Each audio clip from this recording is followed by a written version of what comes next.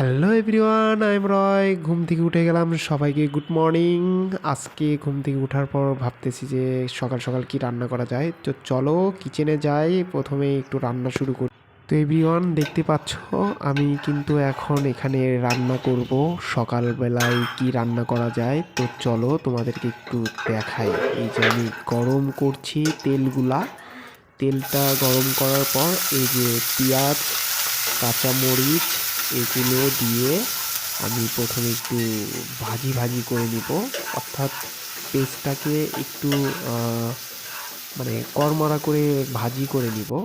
যখন লাল লাল হয়ে যাবে তখন নামিয়ে দিব। আর এখানে কিন্তু এই যে আমি পাস্তা ভিজে রাখছি এখানে।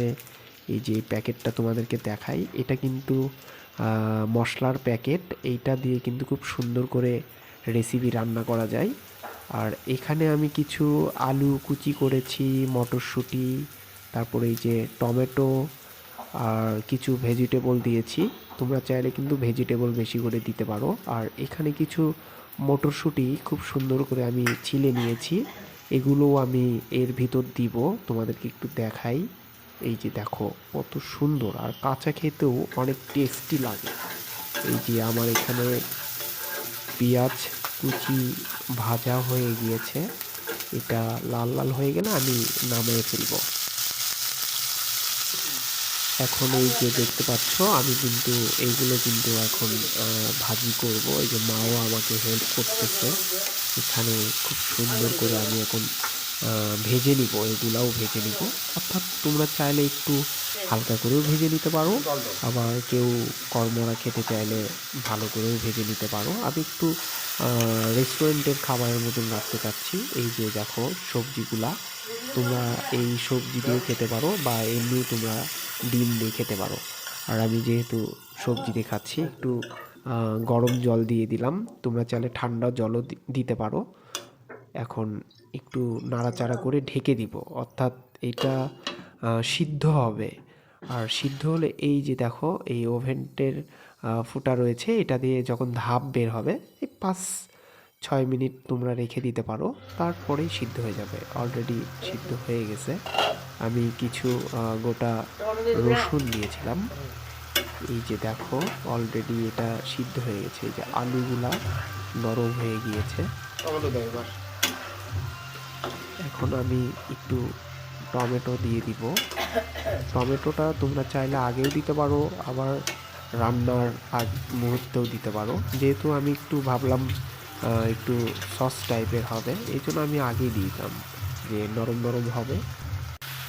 এর মধ্যে এখন আমি যে পাস্তাটা যেটা গরম জলে ভিজিয়ে রেখেছিলাম, এটাকে আমি এখন ভিতরে দিয়ে দিচ্ছি।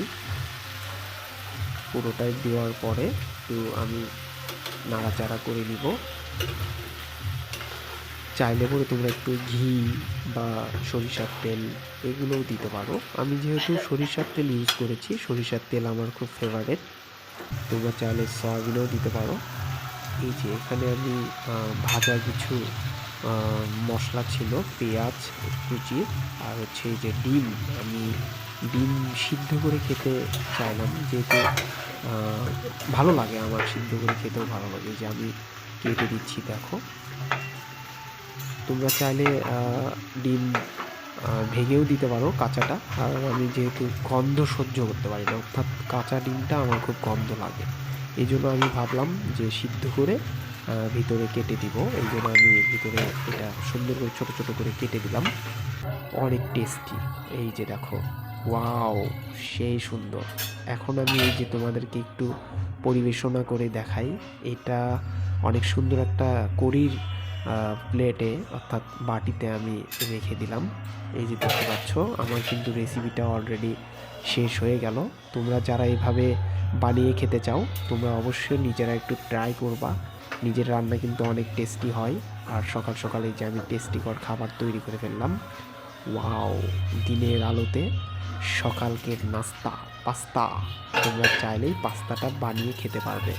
আর আমার এই ভিডিওতে যারা নতুন আছে অবশ্যই লাইক শেয়ার কমেন্ট করবে। ওয়াও, সেই টেস্ট হয়েছে। সবাই ভালো থাকো, সুস্থ থাকো। আবারও তোমাদের সাথে নতুন কোনো ভিডিওতে আমার দেখা হচ্ছে। আর অবশ্যই তোমরা কিন্তু সাবস্ক্রাইব করতে ভুলবে না।